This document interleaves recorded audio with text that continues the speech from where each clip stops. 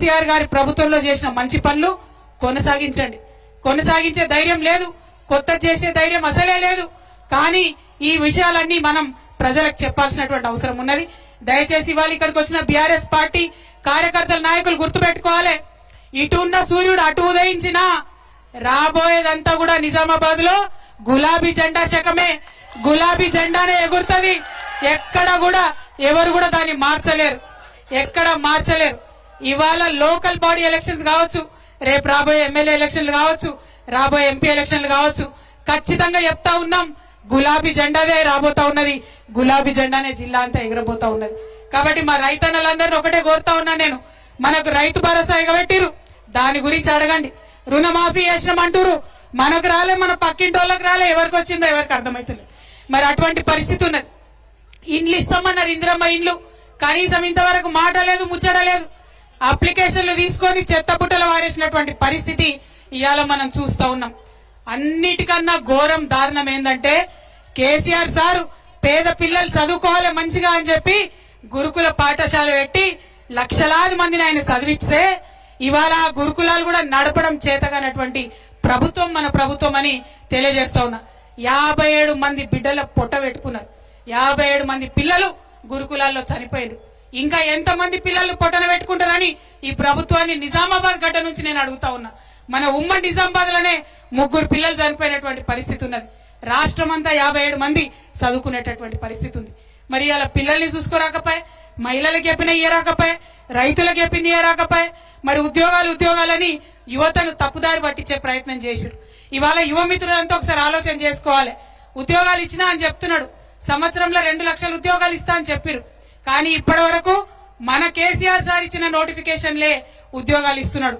ఆనాడు కేసీఆర్ సార్ ఎవరన్నా ఉద్యోగంకి ఎక్కితే ఇంటికి ఆర్డర్ పోతుండే.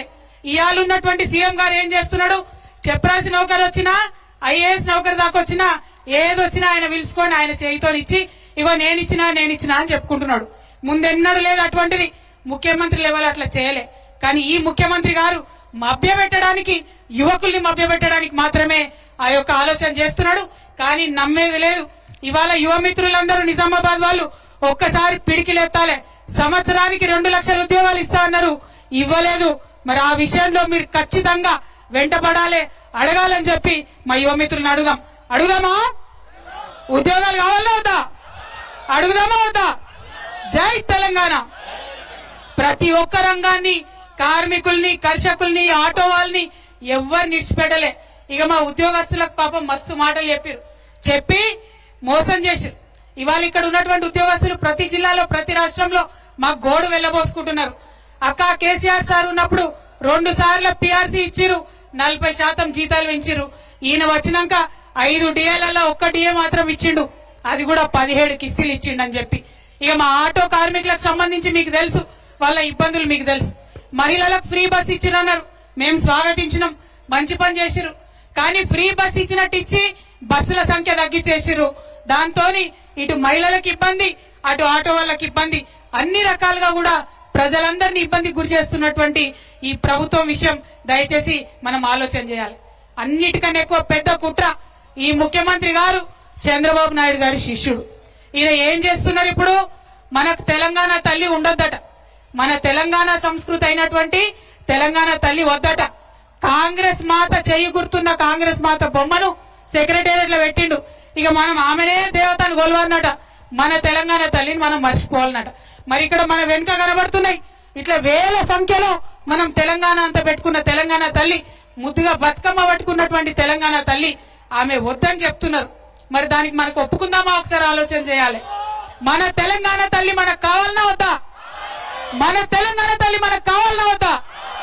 తెలంగాణ తల్లి మాదిరా, కాంగ్రెస్ తల్లి మీదిరా, తెలంగాణ తల్లి మాదిరా, తెలంగాణ తల్లి మాదిరా. మరి మన సంస్కృతి మీద, మన పొట్ట మీద, ప్రతి ఒక్క అంశం మీద దాడి చేస్తున్నటువంటి కాంగ్రెస్ సర్కార్ని ఖచ్చితంగా ఎదిరిద్దాం. ఎన్ని కేసులు పెట్టినా, ఎన్ని నిర్బంధాలు చేసినా భయపడేదే లేదు. నిజామాబాద్ జిల్లా అంటే బీఆర్ఎస్ కు అడ్డా. ఆనాడు తెలంగాణలో కూడా మొట్టమొదట జెడ్పీ చైర్పర్సన్ గెలిపించినటువంటి జిల్లా, అనేక మంది ప్రజాప్రతినిధులను గెలిపించినటువంటి జిల్లా. మళ్ళొకసారి నిజామాబాద్ పవర్, అక్కడ సీఎం గారికి రుచి చూపిద్దాం. ఖచ్చితంగా ఆయన వాగ్దానం చేసినటువంటి అంశాలన్నీ కూడా సాధించుకుంటామని మీకు తెలియజేస్తూ మీ అందరి దగ్గర కూడా ఇంత అపురూపమైనటువంటి స్వాగతం ఇచ్చినటువంటి ప్రతి ఒక్కరికి హృదయపూర్వకంగా నా నమస్కారాలు తెలియజేస్తూ ముఖ్యంగా మా ఆడబిడ్డలకు మళ్ళొకసారి హృదయపూర్వకంగా ధన్యవాదాలు తెలియజేస్తూ సెలవు తీసుకుంటున్నాను.